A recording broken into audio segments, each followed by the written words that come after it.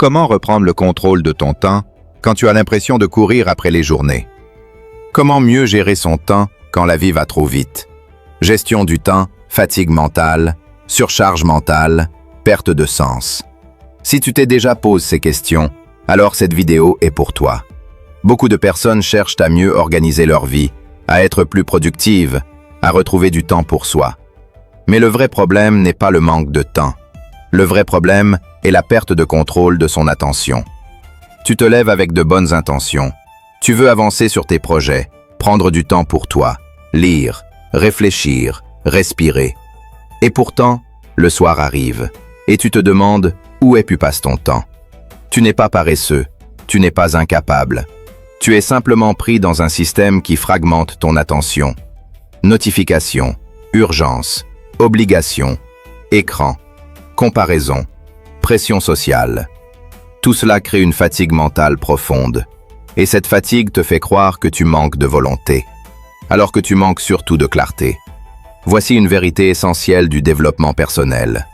Tu ne perds pas ton temps, tu le donnes. Tu donnes ton temps à des habitudes automatiques, à des distractions, à des choses qui ne nourrissent ni ton esprit ni ta vie. Reprendre le contrôle de son temps commence par une décision. Reprendre le contrôle de son attention. Première clé, reprendre le contrôle de son temps commence par la clarté. Pose-toi cette question simple. Qu'est-ce qui compte vraiment pour moi aujourd'hui?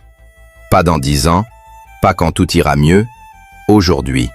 Sans clarté, tout devient urgent. Avec de la clarté, l'essentiel réapparaît. Deuxième clé, commencer petit mais régulier. La productivité personnelle n'est pas une question de performance. C'est une question de cohérence. 15 minutes par jour suffisent. 15 minutes pour lire, 15 minutes pour réfléchir, 15 minutes pour construire une meilleure version de toi. Ce sont les micro-habitudes qui transforment une vie, pas les grands changements brutaux. Troisième clé, protéger son temps comme on protège son énergie. Dire non n'est pas un rejet, c'est un acte de respect envers soi-même. Ton temps est ta vie en mouvement. Chaque oui, non choisi est un non à ta paix intérieure. Chaque non conscient est un oui à ta liberté. Reprendre le contrôle de ton temps, ce n'est pas devenir plus productif, c'est devenir plus présent, plus conscient, plus aligné. La gestion du temps devient alors une gestion de vie, une manière de retrouver du sens, de sortir de la dispersion et de reconstruire une discipline douce et durable.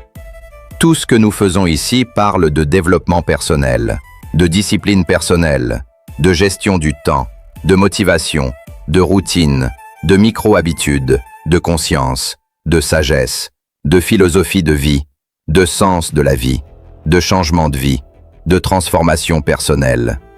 C'est l'esprit du gorille philosophe. C'est l'énergie de Qigong Spirit. Une approche simple, humaine, consciente. Si cette vidéo t'a parlé, c'est que quelque chose en toi demande de l'espace.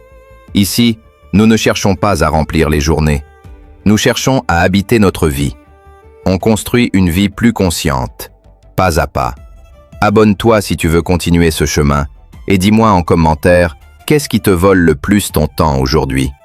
Souviens-toi, la sagesse ne crie pas, elle chuchote à ceux qui écoutent.